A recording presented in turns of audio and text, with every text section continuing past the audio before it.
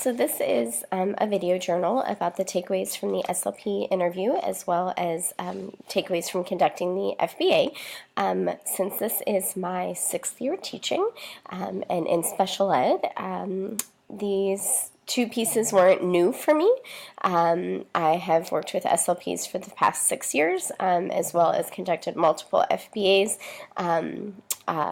Which led to behavior intervention plans and IEP goals for students surrounding behavior. So these pieces weren't new for me, but I think some things to take away from the SLP interview were different assessments.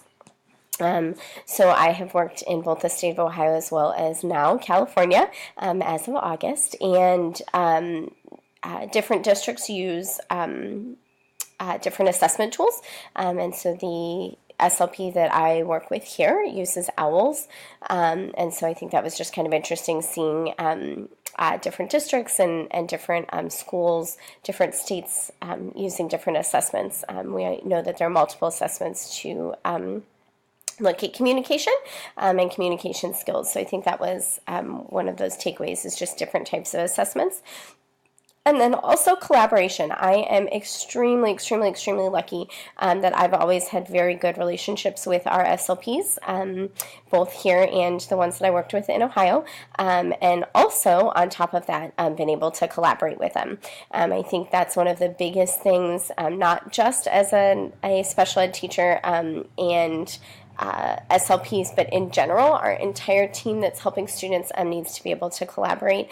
Everybody brings an important piece to that puzzle and a different view and different ideas, and I think that helps us create the best plan to help a student be successful.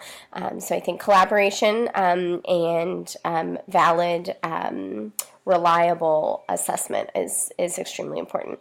As far as takeaways from the FBA, again, this wasn't new to me. I've done this for the past 6 years, and so for me, I think it hones in on finding functions of behavior and looking at those different functions so that we can address the behavior in the best way possible. There might be the exact same behavior that for one kid is attention seeking and for another kid is avoidance, and if you respond to them both in the same way, it's not necessarily going to help both students. So I think finding the function of behavior is extremely important. And then, of course, the reinforcement, punishment, and extinction part, both positive and negative reinforcement, positive and negative punishment, as well as extinction. Putting behaviors on extinctions are important pieces to help that student be successful. We need to know the functions of the behavior in order to know how to respond to that behavior. And so, again, bringing back to the functions, finding that function is extremely important because, like I said, two students can be exhibiting the same behavior for different reasons, and you wouldn't want to respond the same way. One might reinforce the behavior while another might end that behavior.